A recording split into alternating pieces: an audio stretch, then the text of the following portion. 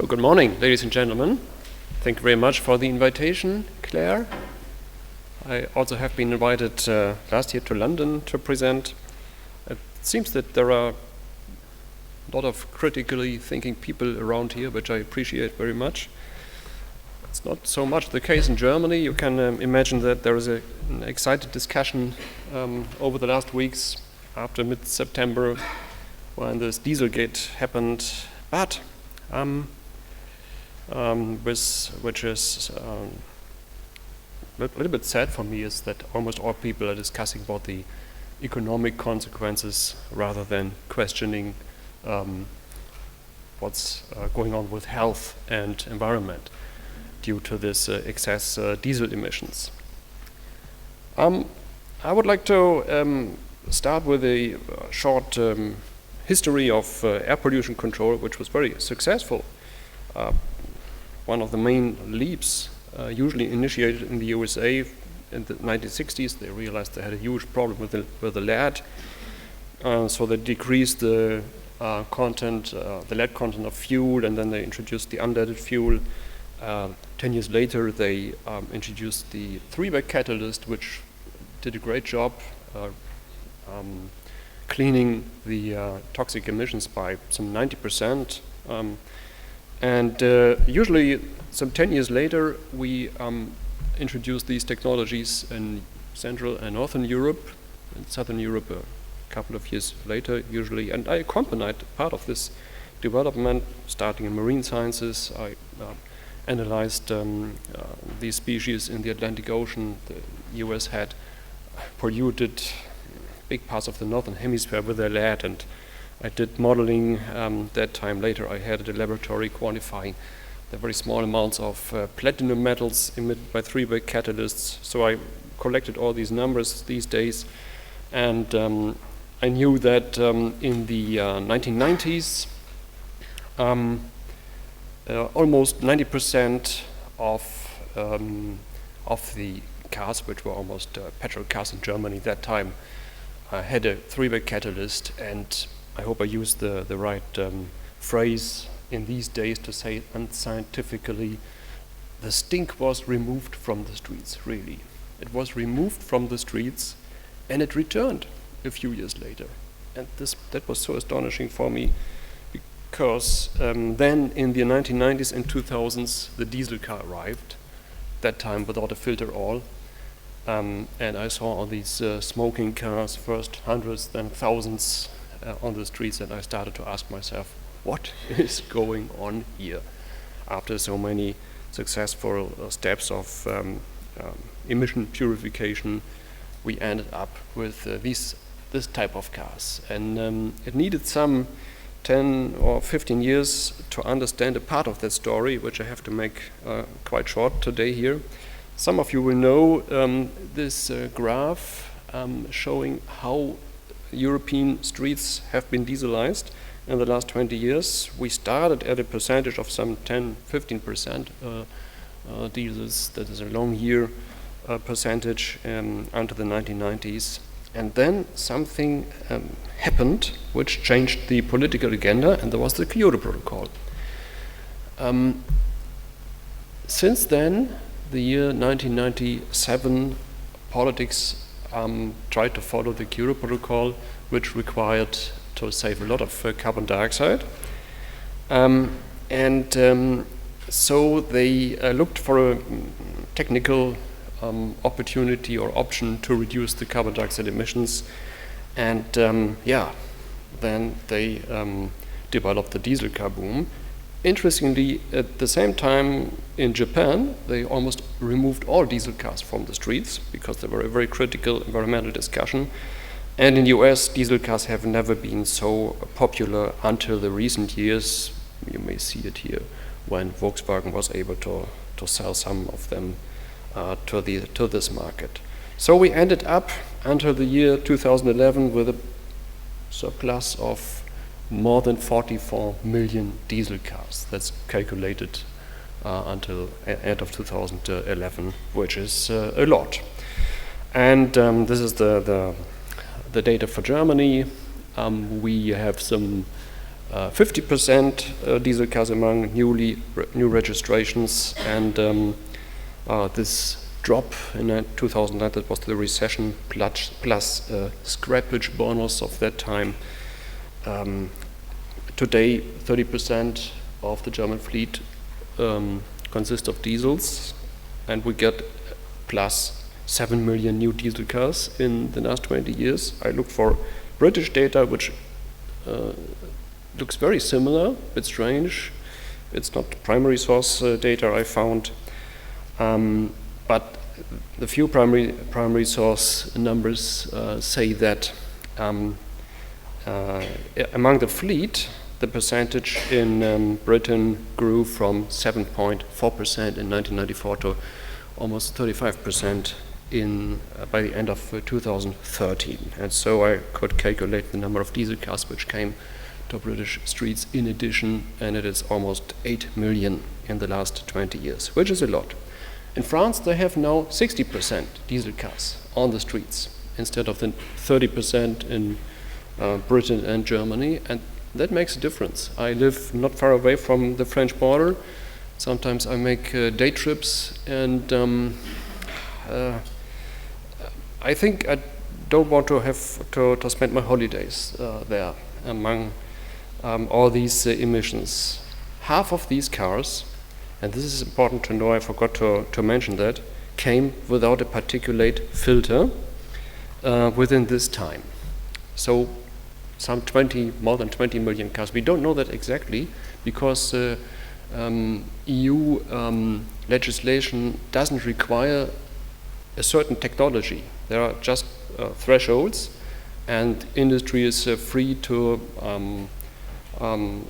select a technology. So particle filters are still not required in the European Union. So we don't have the numbers, but half of them came without a filter, and they drive a long time on the streets. So for me, three main questions arise. Who has initiated this technology change and why? How was this technology change realized? How was it directed? And most important, perhaps for an environmental chemist, and I will focus on that, which is the environmental impact of that huge number of diesel cars. I have to be very short here. Actually, it was a close relationship between EU Commission, oil industry, and the car industry in the 1990s. These three partners agreed to opt for diesel cars. And the mistake happened in Europe was that industry could freely opt for a technology. Whereas in Japan, it was not possible to opt for the diesel technology. Japan also signed the Kyoto Protocol and had to save a lot of carbon dioxide. Diesel were banned. There was critical discussion. Any industry producing a complex technical product or selling a complex technical product will always try to keep the current technology as long as possible because it's very expensive to shift to another technology. I found numbers saying that Toyota had spent $1 billion 20 years ago to develop this full hybrid, which was a very early step of electrification and very efficient. In Europe, the industry was free to decide, and they decided for the option which they already had, the diesel, and made it a little bit more efficient over the next years. So that was the mistake which happened, and there were one main measure on European level,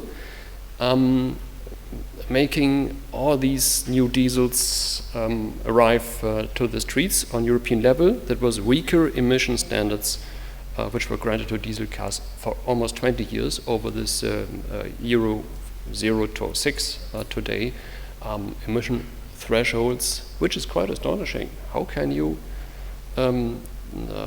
issue different emission standards for the same pollutant for different technologies? Simply because diesel cars should come cheaper to the market. If they would have issued the same thresholds the stricter thresholds also for diesels, they would have been more expensive and not so many people would have bought them. That is the simple reason behind that. Quite astonishing. Also because there is not only the Kyoto Protocol, but the Geneva Protocol, or later it was named Gothenburg Protocol, setting very strict limits to reduce NOx, for example, for the European states. But obviously, this was not top on the agenda. Very astonishing. One reason could be that these things are handled in different ministries, so-called directorate generals in the European Commission, which do not cooperate among each other very strictly. There could be one reason for that. But still important is to realize that every European member state has its own choice to opt for more or less diesels. There are, for example, Greece. They have simply banned diesel cars in the two biggest cities, Athens and Thessaloniki, so it made it was not useful for the customers to opt for diesel cars there. They have one of the lowest percentages. Unfortunately, they cancelled this ban. Maybe they have been forced to import more German diesel cars, I don't know, a few years ago. Then the second main measure in the member states is the tax system. In most European member states, diesel is much cheaper. In Germany, it's almost 20 cent per euro cent per liter, which attracts all these people to opt for diesel cars.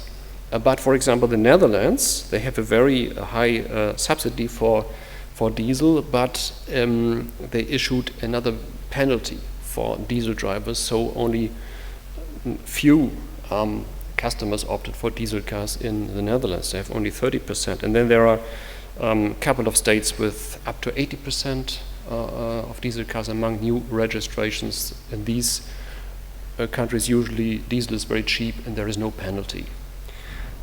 So still, also Britain and all the other member states can decide on the national level to adjust the tax system to get more or less diesels. Yeah, that is an independent decision of every member state, and it is still the case. For me, it was maybe most interesting to figure out what is with the environmental impact. And I will not focus on the toxic pollutants so much, but on another aspect which is almost totally unknown, quite astonishingly in the European public. The target was to save carbon dioxide. That is because the Kyoto Protocol sets this,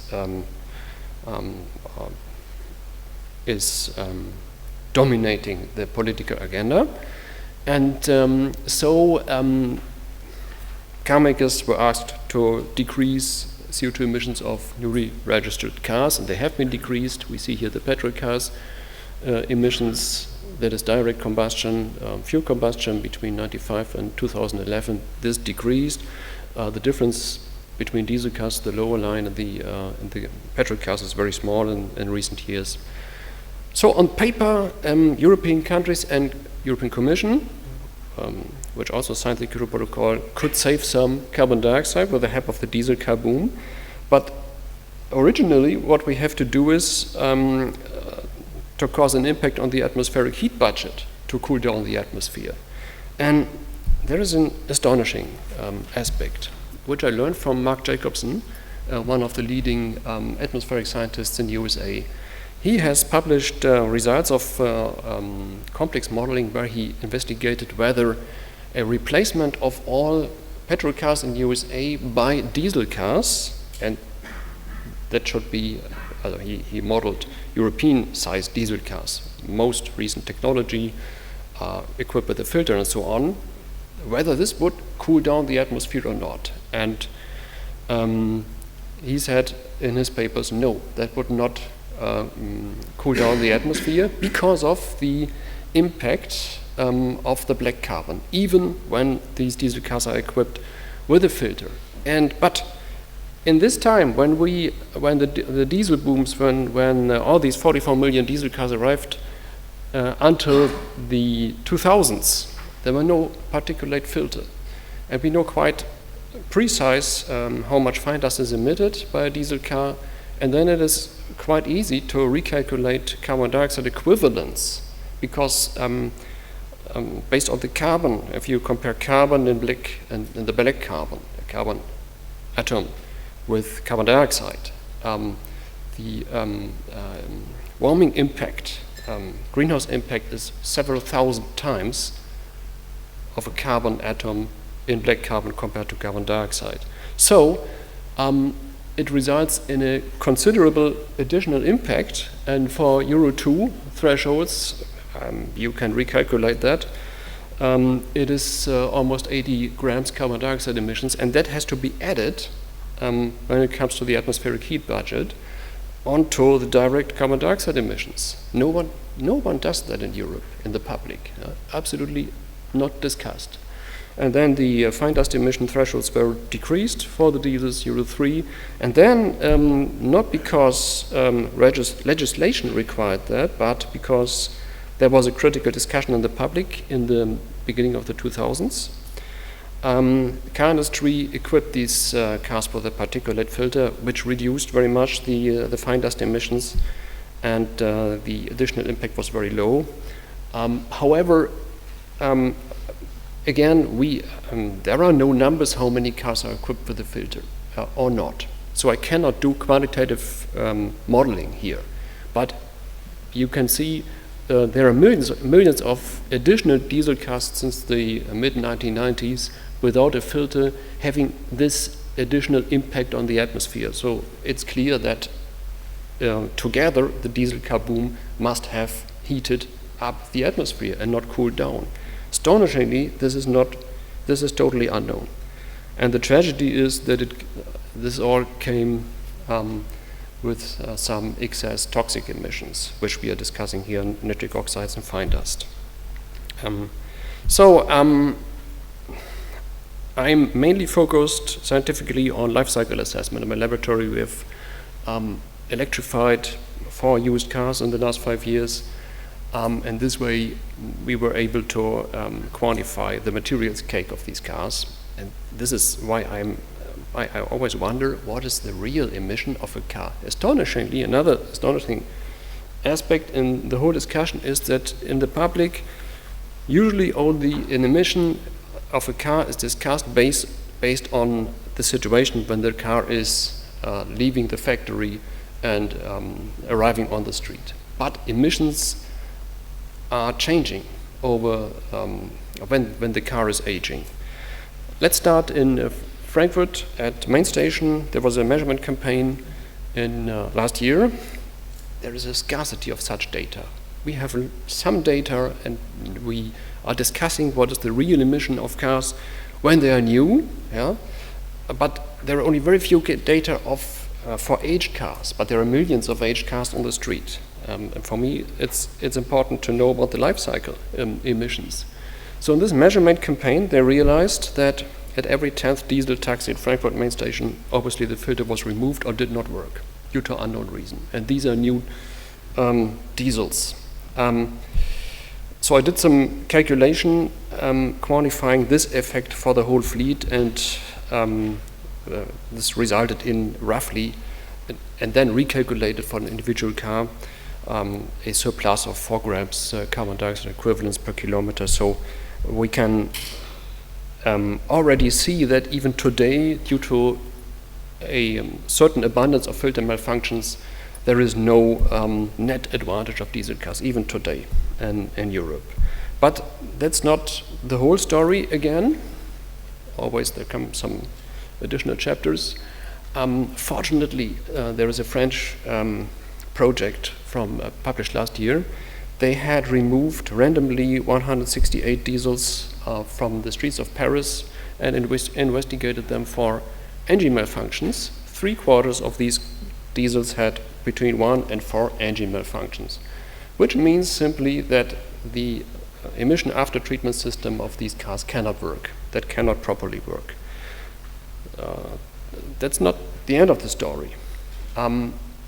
50% of the used cars in Germany, usually they drive 240,000 kilometers in Germany, and then 50% of them are sold to Eastern Europe.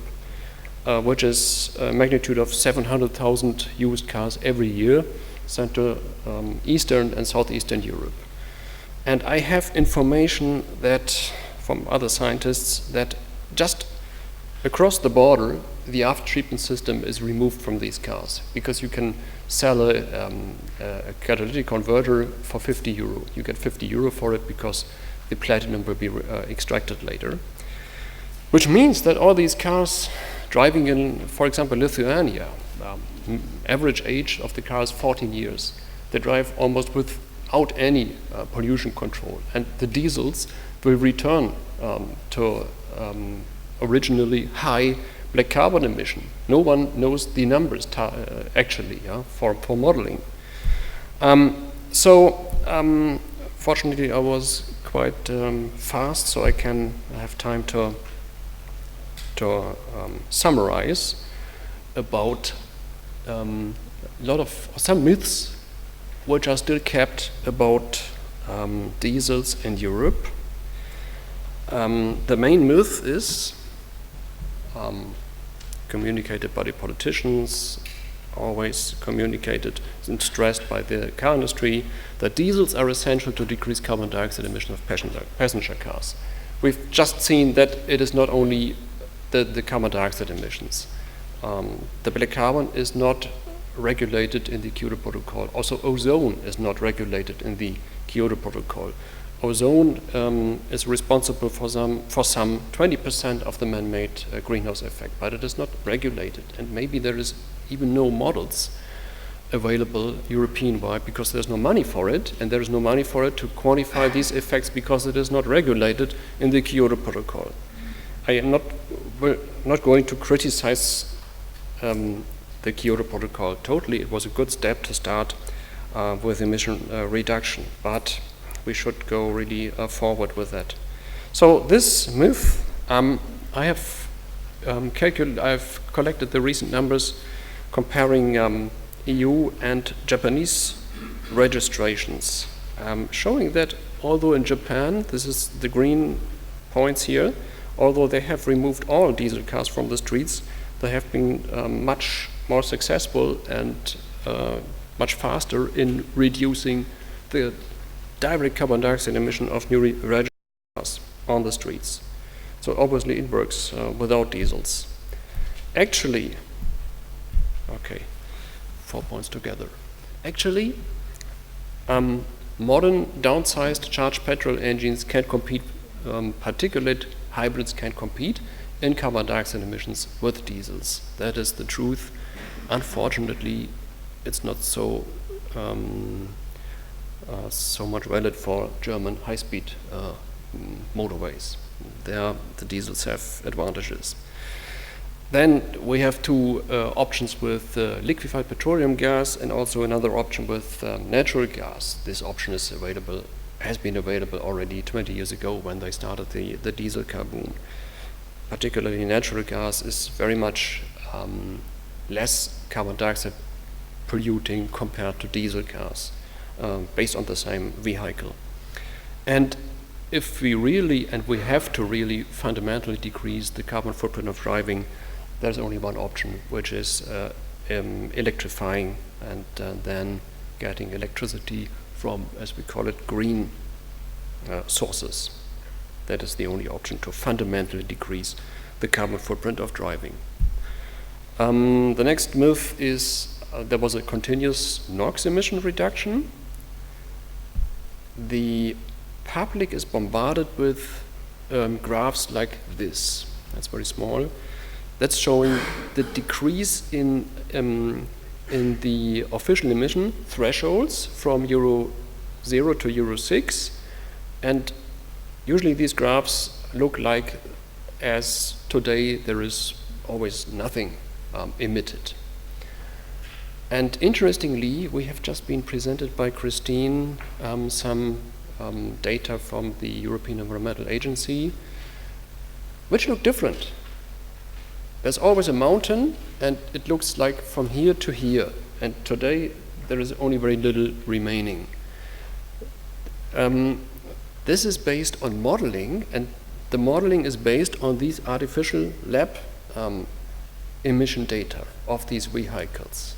But the public cannot distinguish whether this is measured data or modeled artificial lab-based data. So just a few numbers from David Caslow. He generated one of a really unique data set about the real-world emissions. Here the NOx relative to kilogram of fuel between 1990 and 2000 and 15 or so. And this exhibits very clearly that even with Euro 6, we are having the same emission magnitude we had some 20, 25 years ago. No one would expect that. And the public is usually discussing on a very different database, which is the artificial one, lab-based one. Yeah, and then the next myth is always told by the industry, the clean diesel will solve all problems.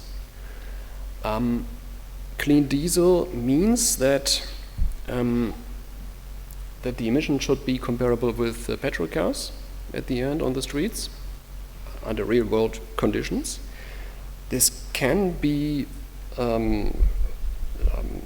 technically realized. So far, these cars are not on the streets, but the control could be changed to reduce really these emissions. But my knowledge is that these cars will return to high emissions at higher mileages. This is, you should not read all these equations. It's just a little bit to shock you. A couple of years ago, I collected these things. This is a so-called clean diesel after treatment system. It is a complex 5-step chemical lab based on the SCR technology, selective catalytic reduction. It works very efficient in power plants because it is maintained and controlled and optimized every day by technicians. And this can work also very efficient when the car is new on the street. But does anybody, or I'll tell it this way, a few years ago I was in Budapest and I took a taxi, and this was an old Mercedes-Benz, diesel of course, and it had 600 and something thousand kilometers on the clock. Does anybody believe that this will work at a mileage of 300,000 or even more kilometers? Never. Yeah. So we should expand the discussion on this life cycle aspects. It cannot work at higher mileages. I'm at the end almost. This is Volkswagen. I wanted to tell you a German fairy tale. I was often reminded by this German fairy tale. It's showing a king. A king, he received new clothes and he was very proud of his clothes. So he went out impressing the people, showing this new clothes to the people, and the people were applauding. And suddenly a child says, but he is naked. And then the people realized, and this child is a little bit like the ICCT, a small NGO based in Berlin and Washington, which they did some independent measurements and accused Volkswagen by this cheating. And then US EPA had to be active and work with this information. They did not do it themselves. They had to first, they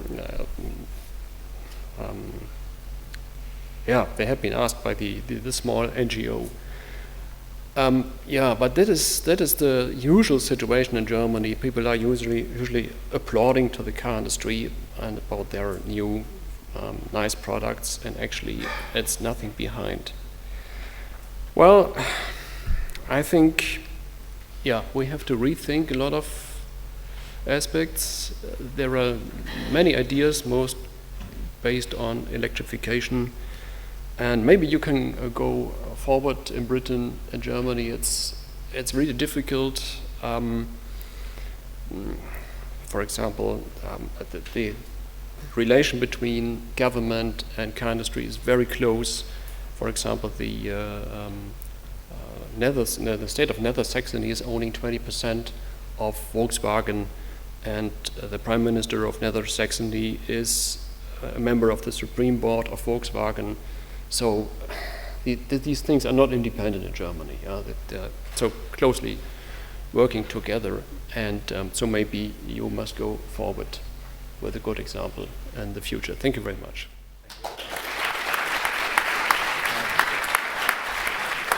Jaap Hees, Air Quality Bulletin magazine. We heard on the news this morning that some student had hacked into the CIA director's emails.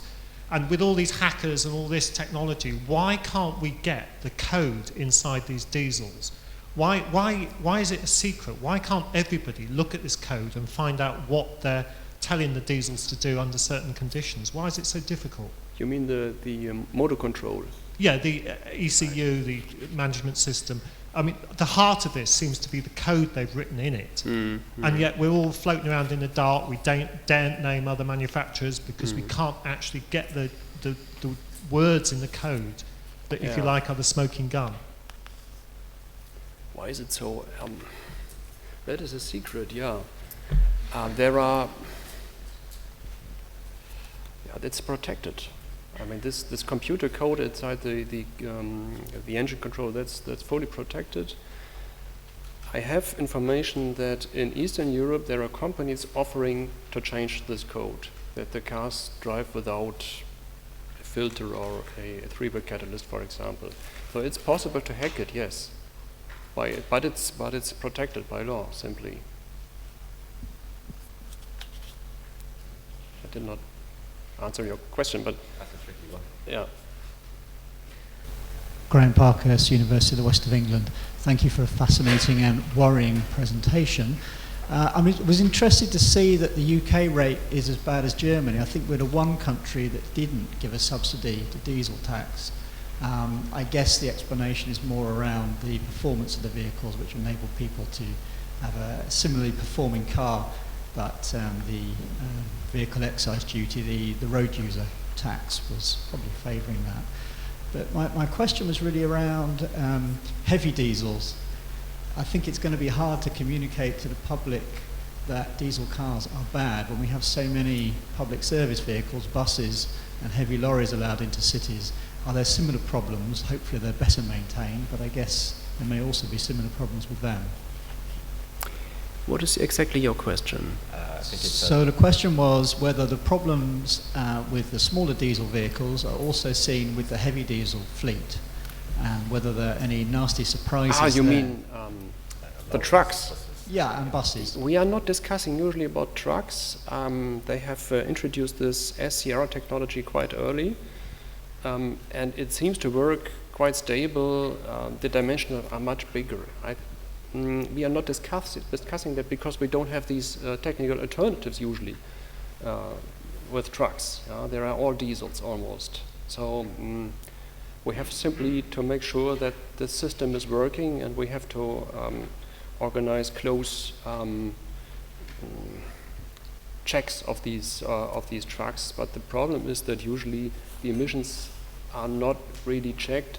In Germany, a car has to go to the TÜV every 2 years, but they simply check the motor control. And when there is no malfunction signal, then it is passing. No one is measuring really the emissions. I don't know about how it is done here in England. Yeah. Hi, yeah, I'd just like to learn in Germany and other kind of European cities what the company car tax landscape is. So in the UK, it's massively weighted towards this CO2 figure. So it massively encourages diesel vehicles. I think many big organisations only run diesel-only company car schemes. And this is quite significant because every other car in the new car sale in the UK is through a company car tax scheme. One big kind of lease company that I've done some analysis with, 87% of their vehicle sales were diesel. I just kind of, is this something that's kind of, I think this is as big a reason as the average car CO2 target to why we've got this dieselization. Yeah, actually, it's the same in Germany.